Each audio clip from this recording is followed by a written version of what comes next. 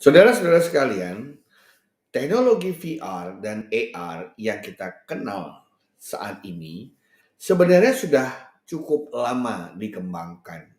Sama seperti konsep artificial intelligence yang belakangan ini mengemuka. Kalau kita lihat dari sejarahnya, yang namanya virtual reality sudah mulai diteliti diciptakan di tahun 1956 oleh seorang desainer teknologi bernama Morten Hellig dengan proyeknya Sensorama.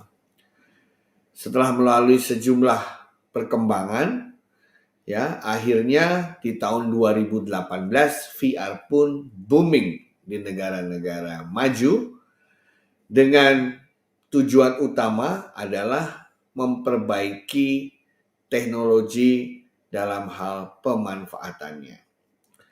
VR dimanfaatkan di dalam industri manufacture, dalam industri kedokteran, dalam industri pariwisata, juga dalam industri arsitektur. Dengan kata lain, VR itu sebenarnya bukan teknologi baru, tetapi sudah lama dikembangkan. Kecepatannya itu berbanding lurus dengan perkembangan teknologi IT sendiri. Kalau kita ingin melihat sebenarnya tahun 87 lah ketika mulai ditemukan glasses-nya atau namanya goggle-nya itu oleh Zimmerman dan Lanier. Dan tahun 95 Nintendo untuk pertama kalinya memperkenalkan VR glasses tadi, kacamata VR ke consumersnya untuk bisa bermain game. Dan 2012 yang menjadi tonggak lagi ketika Oculus ya memperkenalkan model kacamata VR yang jauh lebih lebih native begitu ya, navigasinya lebih mudah. Nah, itulah perkembangan VR.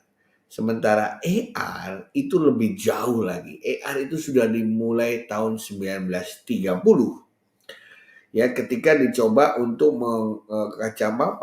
para pilot itu yang suka menggunakan pesawat itu, di kacamata pilotnya mulai dilengkapi dengan berbagai tambahan-tambahan informasi, terutama ketika mereka harus melakukan dogfight misalnya seperti itu. Nah, AR ini juga mulai dipergunakan ketika manusia sudah mulai berhasil mendaratkan mendaratkan pesawatnya di planet lain seperti di Mars begitu ya. Dan mulai berkembang dan sama seperti VR tahun 2018 adalah masa-masa di mana industri mulai merecognize bahwa augmented reality ini bisa dipakai untuk berbagai hal. Sektor yang paling banyak memakai waktu itu adalah marketing ya, sehingga orang bisa melihat produk atau melihat prototipe itu lebih lengkap gitu ya, lebih menarik.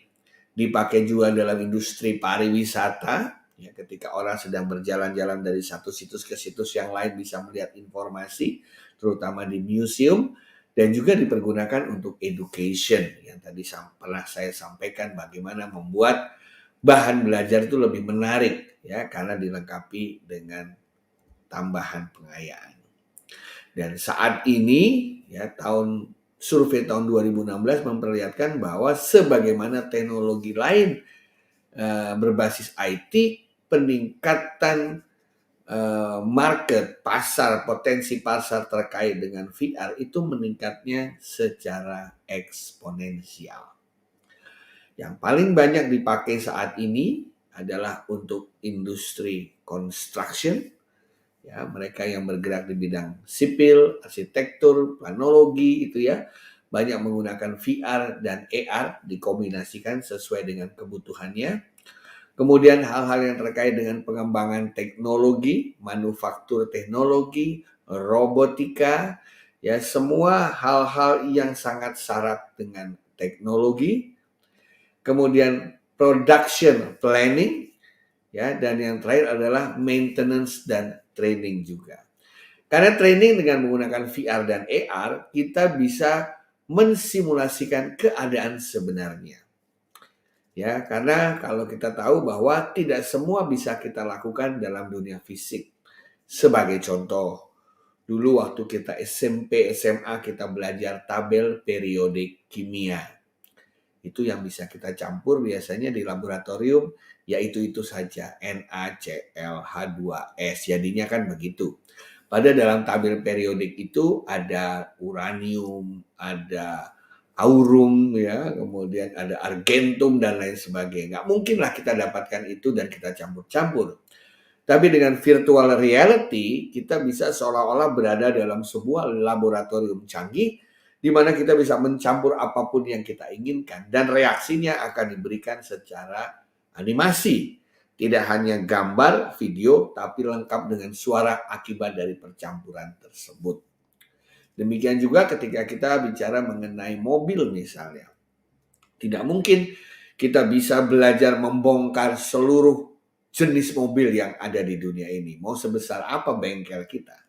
Tapi dengan virtual reality atau dengan augmented reality, kita bisa berhadapan dengan mobil apapun yang kita inginkan. Mobil dari tahun 30-an sampai tahun paling baru dengan berbagai merek, bisa kita simulasikan untuk kita bongkar pasang.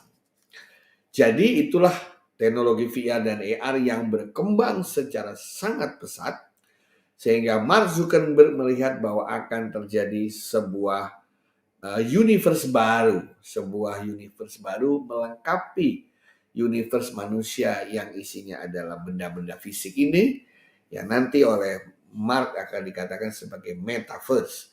Menurut kami nanti akan keluar verse baru di Indonesia, di dunia. Mungkin akan keluar Garuda First, mungkin ada keluar Global First, atau mungkin ada keluar Galaxy First, atau apapun.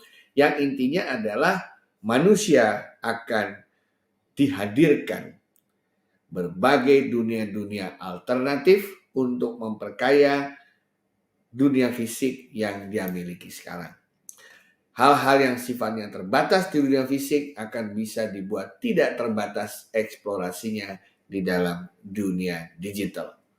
Itulah masa depan manusia di mana teknologi VR dan AR akan berperan cukup signifikan.